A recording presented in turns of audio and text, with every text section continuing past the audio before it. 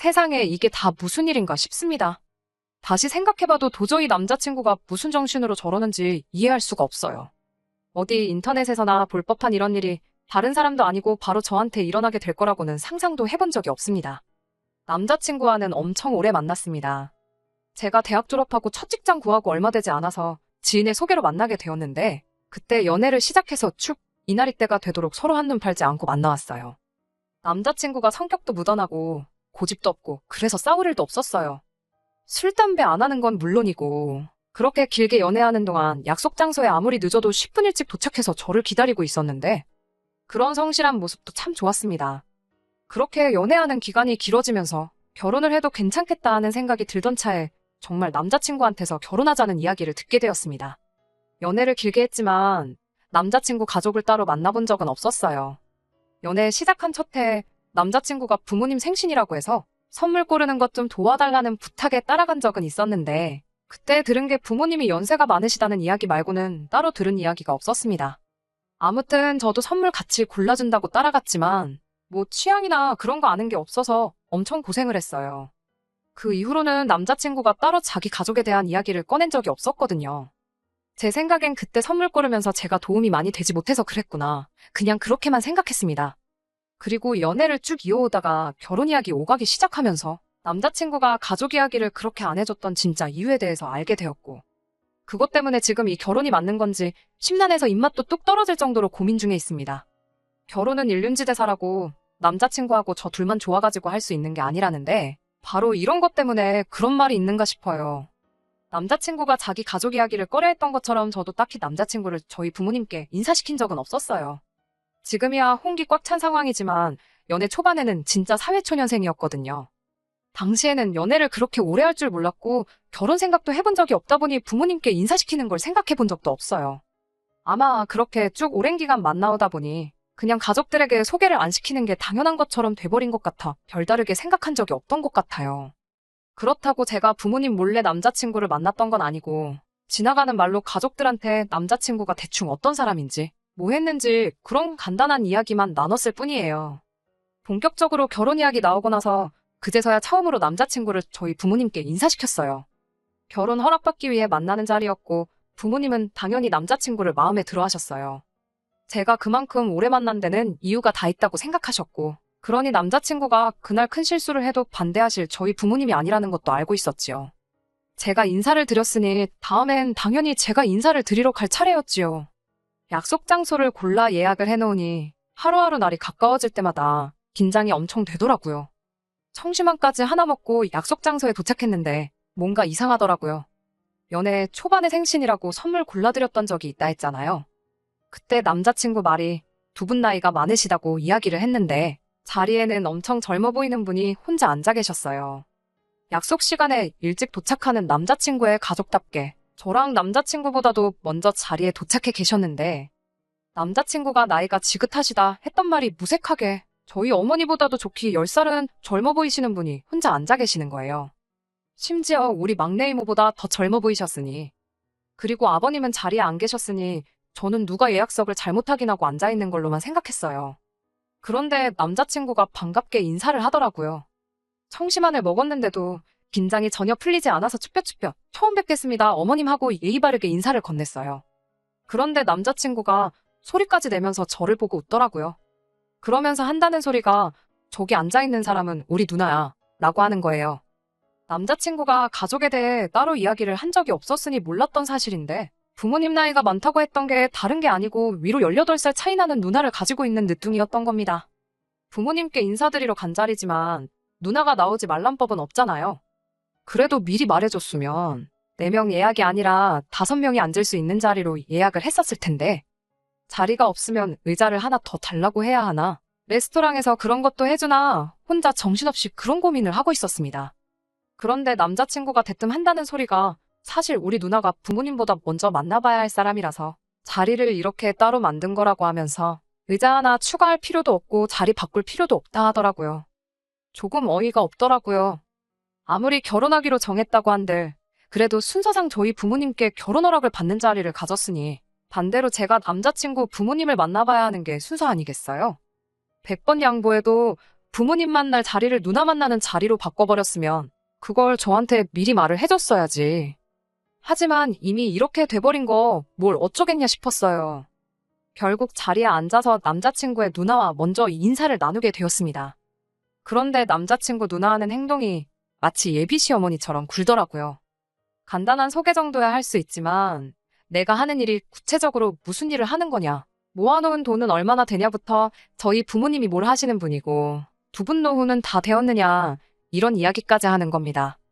그리고 뭐 저보고 산부인과에 검진도 다녀와서 그 결과도 같이 보고 싶다 어쩐다 하고 있는데 남자친구한테 누나가 어떤 의미인지는 몰라도 결국엔 내 시어머니가 아니고 신우될 사람이잖아요.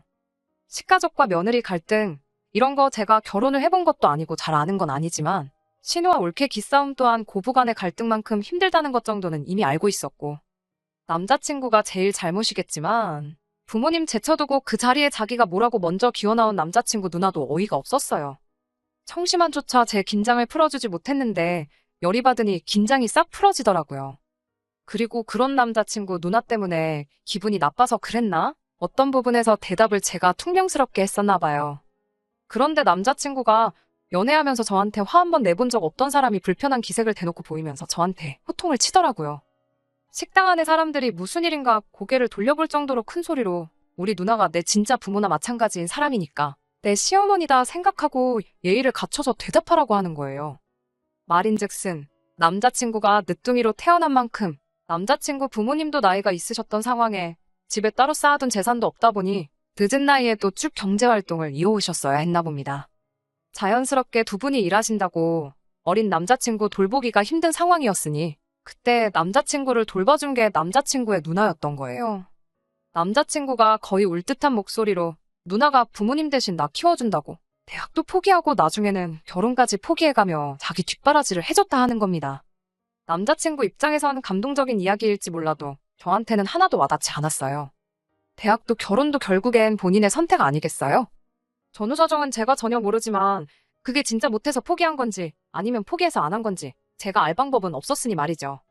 그래도 이러나 저러나 결혼하면 한 식구 될 사람인데 저도 너무 버르장머리 없게 구는 것보단 낫겠다 싶어서 자리 지키고 남아있었어요. 호구조사를 하는 건가 싶은 그런 자리가 끝나고 나서 남자친구 누나가 먼저 자리에서 일어나 돌아갔습니다.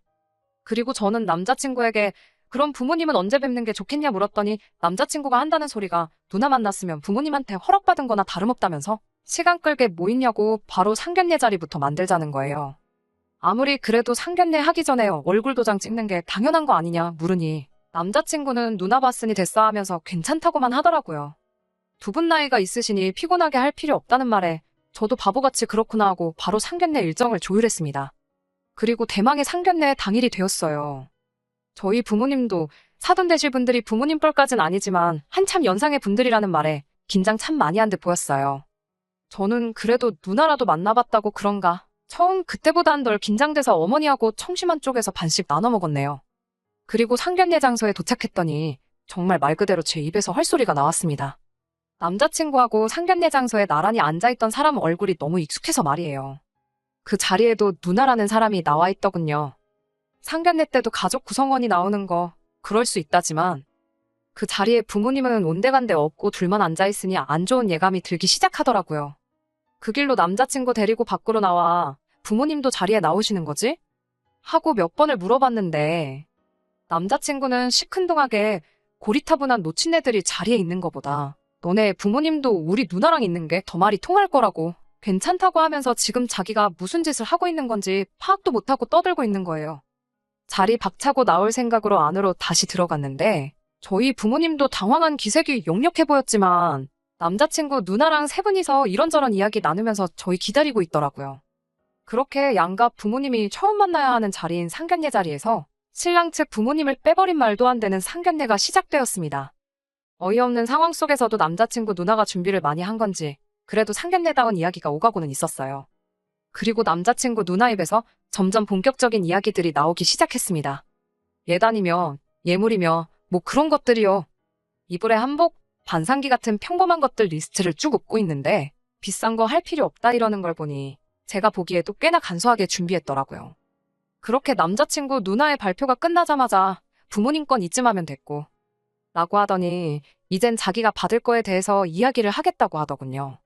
큰 거 필요 없고 남자친구가 차고 다닐 명품 시계에 자기가 들고 다닐 명품 가방 하나씩, 그리고 현금으로는 1,000만 원 정도만 준비해 주시면 좋겠다고 당당하게 말하더라고요. 제가 들어도 어이가 없더라고요.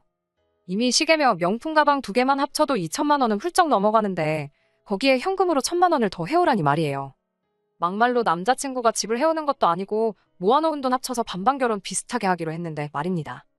저희 부모님도 황당하셨는지 동생 결혼하는데 사돈 아가씨한테까지 예단을 해줘야 하는 거냐 웃어넘기며 받아치셨어요. 그런데 남자친구 누나가 자신있게 한다는 말이 자기가 남자친구 업어 키웠다는 이야기는 못 들으셨냐며? 자기가 부모나 마찬가지니 부모와 똑같은 대우를 받아 마땅하다고 하는 거예요. 그래도 일말의 양심이 남아있었는지 남자친구 부모님한테 갈 예단 목록을 별 볼 일 없게 만들어 온 거였고요. 하지만 솔직히 그게 말이나 되는 건가요? 두 사람은 상견례 분위기가 속된 말로 아주 개판이 된 것도 못 느끼고 있는 건지 둘이서 좋아가지고 속닥속닥 뭔 이야기를 주고받고 있더군요.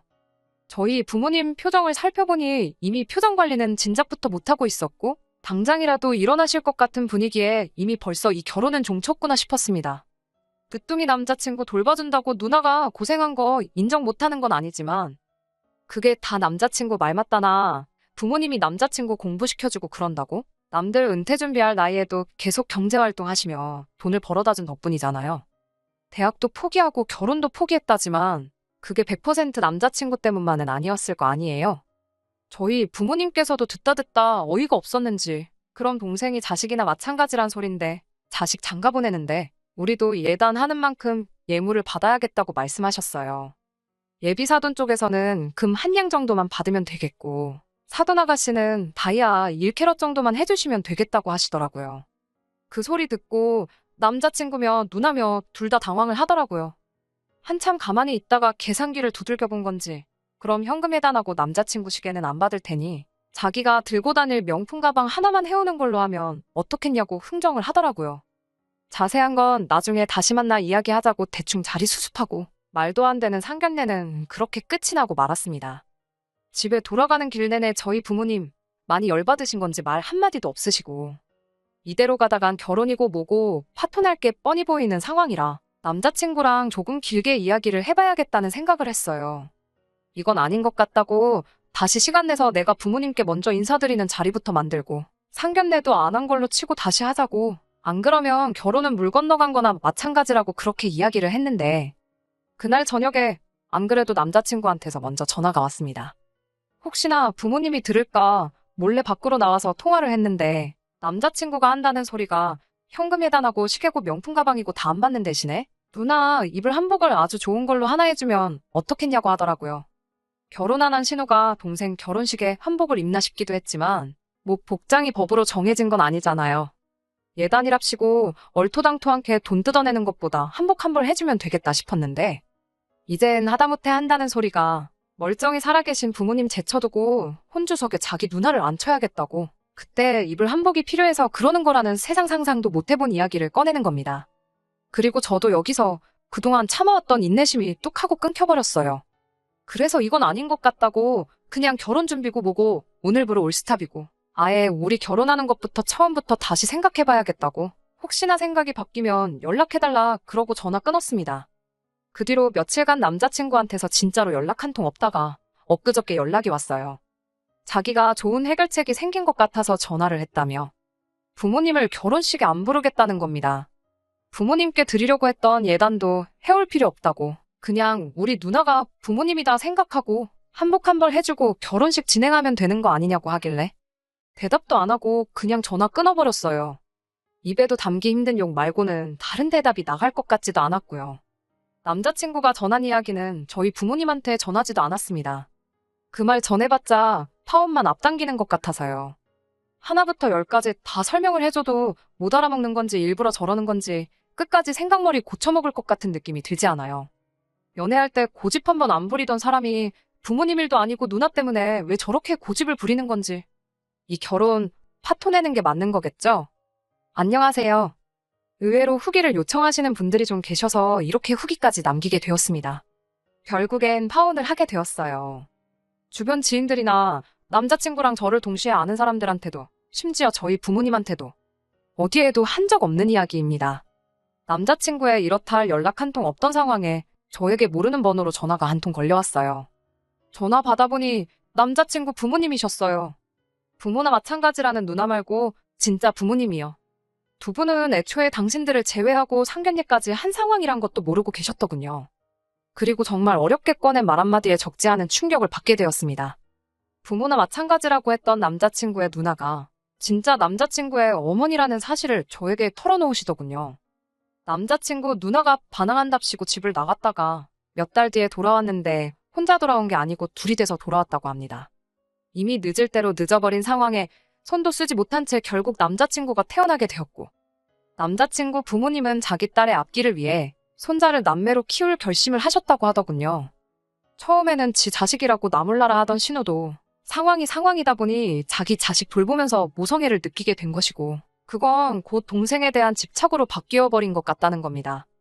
그래도 어미와 자식이라고 말해주지 않아도 자기 핏줄 알아보는 남자친구를 보니 가슴이 미어진다며 이제 남자친구한테 모든 진실을 전할 계획이라고, 그러니 저보고도 결혼에 대해서 다시 한번 생각해 줄 수 있냐며 부탁을 해왔습니다. 저도 엄청 충격적이었어요. 부모님이 멀쩡히 살아계신데 누나를 혼주석에 앉히겠다고 드는 남자친구 이야기만 해도 믿어줄 사람 하나 없을 만한 이야기라 생각했는데, 제 자신도 믿기 힘든 이야기를 들으니 순간 정말로 아무런 생각도 들지 않더군요. 얼떨결에 저도 모르게 다시 생각해보겠다 대답했어요. 전화 끊고 나서 대번에 후회하긴 했지만 말이에요. 그냥 다시 전화해서 결혼은 없던 일로 하자고 말하는 방법도 있었겠지만, 자기 출생의 비밀을 따지고 보면 저 때문에 알게 되었는데, 그걸 그냥 파혼하자고 전화로 통보하는 것도 예의가 아니라 생각해서 결국 남자친구와 남자친구 누나, 아니 진짜 어머니랑 해서 자리를 만들게 되었습니다.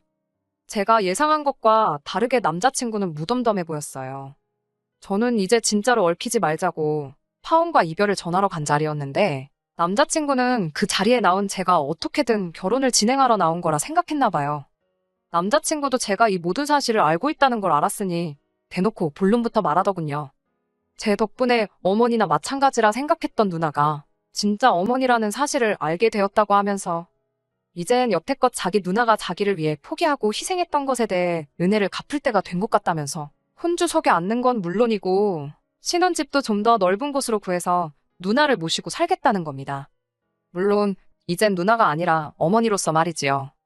참 뭐라고 해야 할지 답도 안 나온다는 생각밖에 안 들었어요. 어차피 파혼을 말하러 나간 자리였다 보니 준비한 말을 꺼내는 게 그렇게 어렵지도 않았습니다. 당신 생각 잘 들었고 은혜 갚고 싶은 마음 충분히 이해한다고.